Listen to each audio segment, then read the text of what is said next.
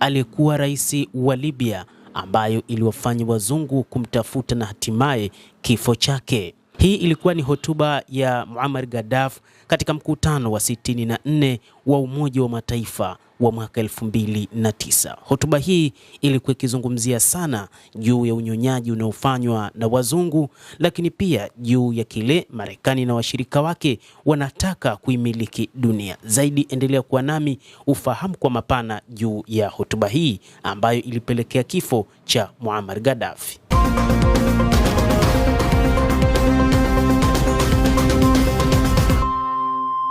Hata baada ya Muammar Gaddafi kuamua kuichukua nchi ya Libya, baada ya kuona udhalimu unaofanyika katika taifa hilo, alikuwa ni mtu ambaye alikuwa na misimamo mikali juu ya utawala wake, lakini pia katika wale waliokuwa akiwatawala pamoja na mataifa ya nje. Hili lilimfanya Gaddafi kuwa mtu maarufu zaidi, lakini pia maamuzi yake ambayo yalikuwa ni magumu yaliweza kulifanya taifa hilo kuendelea kama alivyoendelea mataifa mengine katika Afrika. Katika hotuba yake Muammar Gaddafi katika mkutano wa 64 wa mwaka 2009 katika Baraza la Usalama la Umoja wa Mataifa, Gaddafi alianza kwa kusema, kwa jina la Umoja wa Afrika, napenda kuwasalimu wajumbe wa Baraza Kuu la Umoja wa Mataifa, na ninatumai kuwa mkutano huu utakuwa miongoni mwa mikutano ya kihistoria katika historia ya dunia. Kwa jina la Baraza Kuu katika kikao chake cha 64 kinachoongozwa na Libya cha Umoja wa Afrika cha falme 1000 za jadi za Kiafrika, na kwa jina langu mwenyewe, ningependa kuchukua fursa hii kama rais wa Umoja wa Afrika. Umoja wa Afrika unampongeza mtoto wetu Obama kwa sababu anahudhuria mkutano huu, na tunamkaribisha kwa vile nchi yake ni mwenyeji wa mkutano huu. Kikao hiki kinafanyika katikati ya changamoto nyingi zinazotukabili, na ulimwengu wote unapaswa kukusanyika na kuunganisha juhudi zake ili kushinda changamoto ambazo ni adui wetu mkuu wa pamoja. Zile za mabadiliko ya hali ya hewa na migogoro ya kimataifa kama kuzorota kwa uchumi wa kibepari, migogoro ya chakula na maji, kuenea kwa jangwa, ugaidi, uhamiaji, uharamia, magonjwa ya milipuko ya asili na kuenea kwa nyuklia. Labda homa ya H1N1 ilikuwa virusi vilivyoundwa katika maabara ambavyo vilitoka nje ya udhibiti, ambayo ilikusudiwa kama silaha ya kijeshi. Changamoto hizo pia ni pamoja na unafiki, umasikini, uoga, kupenda mali na uasherati. Kama inavyojulikana, Umoja wa Mataifa ulianzishwa na nchi 3 au 4 dhidi ya Ujerumani. Wakati huo Umoja wa Mataifa uliundwa na mataifa yaliyoungana dhidi ya Ujerumani katika vita vya pili vya dunia.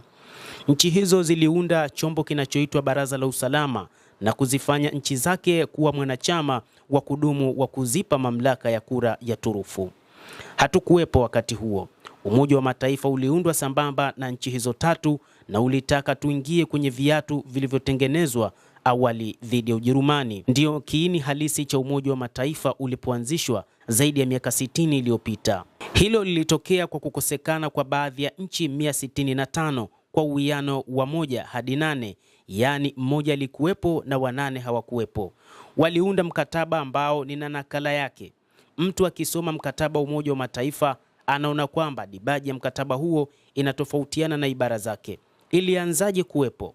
Wale wote waliohudhuria mkutano wa San Francisco wa mwaka 1945 walishiriki katika kuunda dibaji hii, lakini waliacha ibara na kanuni za ndani za taratibu za kile kinachoitwa Baraza la Usalama kwa wataalamu na nchi zinazohusika, ambazo ndizo nchi zilizoanzisha usalama baraza, na walikuwa wameungana dhidi ya Ujerumani.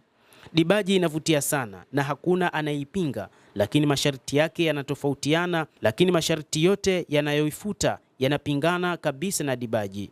Tunazikataa riziki hizo na hatutalazimika kamwe. Walimalizana katika vita vya pili vya dunia. Lakini dibaji inasema kwamba mataifa yote madogo au makubwa ni sawa. Je, ni kweli tuko sawa linapokuja suala la viti vya kudumu? Je, ni kweli wa Afrika na wa Ulaya wapo sawa?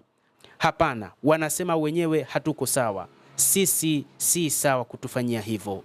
Dibaji inaeleza kwa maandishi kwamba mataifa yote ni sawa, yawe madogo au makubwa. Je, tuna haki ya kura ya turufu? Je, tuko sawa? Utangulizi unasema kwamba tuna haki sawa, tuwe wakubwa au wadogo. Hayo ndio yalielezwa na tulioyakubaliana katika dibaji. Hivyo kura ya turufu inapingana na mkataba, viti vya kudumu vinapingana na mkataba. Hatukubali wala kutambua kura ya turufu. Utangulizi wa mkataba huo unasema kwamba jeshi halitatumika isipokuwa kwa maslahi ya pamoja. Hiyo ndio dibaji ambayo tulikubali na kusaini, na tukajiunga na Umoja wa Mataifa kwa sababu tulitaka mkataba huo utafakari hilo. Inasema kwamba nguvu ya silaha itatumika tu kwa maslahi ya pamoja ya mataifa yote. Lakini nini kimetokea tangu wakati huo? Vita 65 vimezuka tangu kuanzishwa kwa Umoja wa Mataifa na Baraza la Usalama. 65 tangu kuundwa kwao, na mamilioni ya wahasiriwa zaidi kuliko katika vita vya pili vya dunia. Je, vita hivyo na uchokozi na nguvu zilizotumika katika vita hivyo 65 ni sawa na manufaa yetu sote? Hapana, walikuwa kwa maslahi ya nchi moja au tatu au nne, lakini si ya mataifa yote. Tutazungumzia iwapo vita hivyo vilikuwa vya maslahi ya nchi moja au mataifa yote.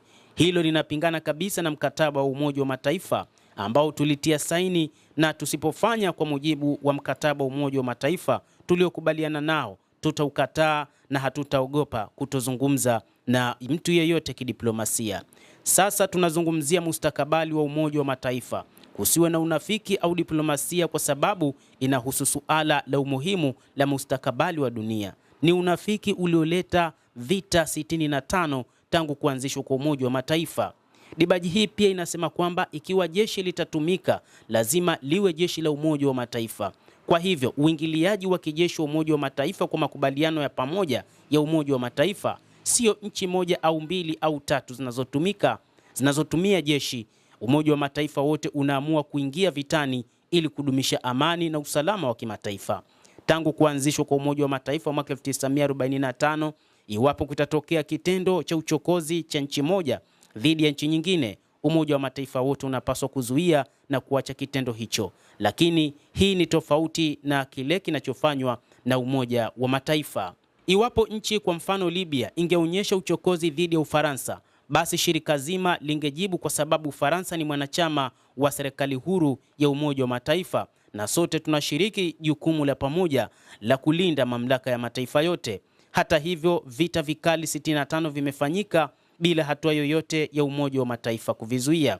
Vita vingine 8 vikubwa na vikali ambavyo wahasiriwa wake ni takribani milioni 2 vimeanzishwa na nchi wanachama ambazo zinafurahia mamlaka ya kura ya turufu. Nchi zile ambazo zingetufanya tuamini kwamba zinatafuta kudumisha enzi kuu na uhuru wa watu, kwa kweli hutumia nguvu ya fujo dhidi ya watu. Ingawa tungependa kuamini kwamba nchi hizi zinataka kufanya kazi kwa ajili ya amani na usalama duniani na kulinda watu, badala yake zimeamua vita vikali na tabia ya uadui, wakifurahia kura ya turufu waliojipata kama wanachama wa kudumu wa Baraza la Usalama. Wameanzisha vita ambavyo vimedai mamilioni ya wahanga. Tulijiunga na Umoja wa Mataifa kwa sababu tulifikiri tuko sawa, na tukakuta kwamba nchi moja inaweza kupinga maamuzi yote tunayofanya. Nani aliwapa wanachama wa kudumu hadhi yao katika Baraza la Usalama? 4 kati yao walijipa hadhi hii. Nchi pekee ambayo sisi katika bunge hili tulichagua kuwa mwanachama wa kudumu katika Baraza la Usalama ni China tu. Hili lilifanyika kidemokrasia, lakini viti vingine viliwekwa juu yetu bila demokrasia, kupitia utaratibu wa kidikteta uliofanywa kinyume na matakwa yetu, na hatupaswi kukubali. Mageuzi ya Baraza la Usalama tunayohitaji sio ongezeko la idadi ya wanachama ambalo lingefanya mambo kuwa mabaya zaidi. Ili kutumia usemi wa kawaida, ikiwa unaongeza maji zaidi unapata matope zaidi, ingeongeza tusi kwa jeraha. Ingefanya mambo kuwa mabaya zaidi kwa kuongeza nchi kubwa zaidi kwa zile ambazo tayari zina wanachama wa baraza. Ingeendeleza tu kuenea kwa nguvu kubwa. Kwa hivyo tunakataa kuongozwa kwa viti vingine vya kudumu. Suluhisho sio kuwa na viti vingi vya kudumu ambavyo itakuwa hatari sana. Kuongeza nguvu kubwa zaidi kunaweza kuwakandamiza watu wa nchi ndogo zilizo hatarini na za ulimwengu wa tatu, ambazo zinakusanyika katika kile kinachojulikana kama kundi la 100, nchi ndogo 100 zikiungana katika kongamano ambalo mwanachama mmoja ameita jukwaa la nchi ndogo. Nchi hizi zingekandamizwa na nguvu kubwa. ikiwa nchi kubwa zaidi zingepewa wanachama katika Baraza la Usalama. Mlango huu lazima ufungwe, tunaikataa kwa nguvu kwa namna yoyote. Hii ndio hotuba ambayo baada ya kuitoa nchi za magharibi zilianza kumtafakari aliyekuwa rais wa Libya Muammar Gaddafi, lakini pia misimamo yake mingi zaidi iliyafanya mataifa hayo ambayo yamejipa kura ya turufu katika Baraza la Usalama la Umoja wa Mataifa kuona kwamba Gaddafi anataka kuchukua mamlaka au anataka kiti katika wenye kura ya turufu, lakini pia wameona ni mtu ambaye atakuja kuleta shida hapo baadaye. Hili lilizua gumzo katika Afrika na ulimwengu kwa ujumla. Nchini kwake baadhi ya watu ambao waliitwa vibaraka wakaanza kutengeneza namna ya kumkataa Muammar Gaddafi kwa kutaka demokrasia, na hiki ndicho kilifanywa na watu wa Ulaya pamoja na magharibi kwa ujumla, na wakaona njia pekee ya kuweza kumwondoa Gaddafi ni watu wake wenyewe, na hiki ndicho kilichotokea. Na mwisho mwaka 2011 Muammar Gaddafi aliaga dunia, huku akiwaambia watoto wake au wana wa Libya kwamba msiniue, Libya mtaipoteza wenyewe, na ndicho ambacho kimetokea. Libya ya sasa si kama ile ya Gaddafi. Mtazamaji, una nafasi ya kulike, kucomment na kusubscribe channel yetu hii. Mimi ni Adam Hussein.